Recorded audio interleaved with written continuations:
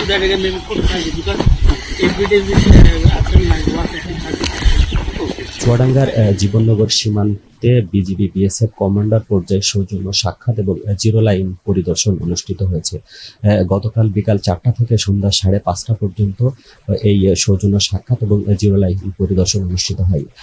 58 battalion বিজিবির পরিচালক lieutenant colonel Rafiqul Alam জানিয়েছেন, গতকাল বিকাল 4টা থেকে সন্ধ্যা 5:30 পর্যন্ত চুয়াডাঙ্গার জীবননগর উপজেলার চ্যাংখালী সীমান্তে এই সৌজন্য সাক্ষাৎ এবং সীমান্ত পরিদর্শন করা হয়। এই সময় কিন্তু বিজিবির এবং বিএসএফ এর দুদেশেই কিন্তু শীর্ষ কর্মকর্তারা উপস্থিত ছিলেন।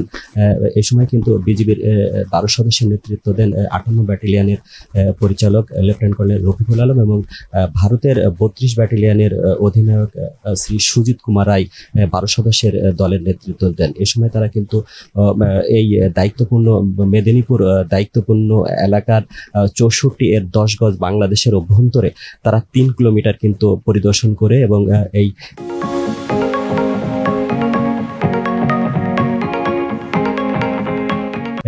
সীমান্তে কিন্তু তারা বিভিন্ন দিক কিন্তু আলোচনা পায়।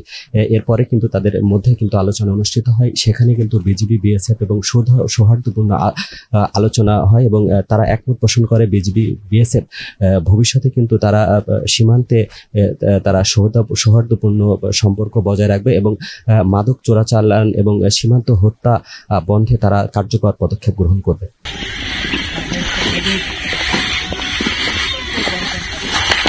Whenever you want to do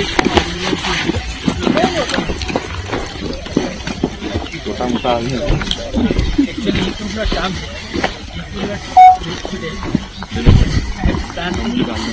was from Medinipur to my another duty post. Up to that again maybe 45 because every day we after my work at 30. This is my habit. I don't know, but I'm trying to get the dividend of this. এই পুরা এইসব চলতো, প্যাকেটও চলতো, আমাদের চলতো লাভ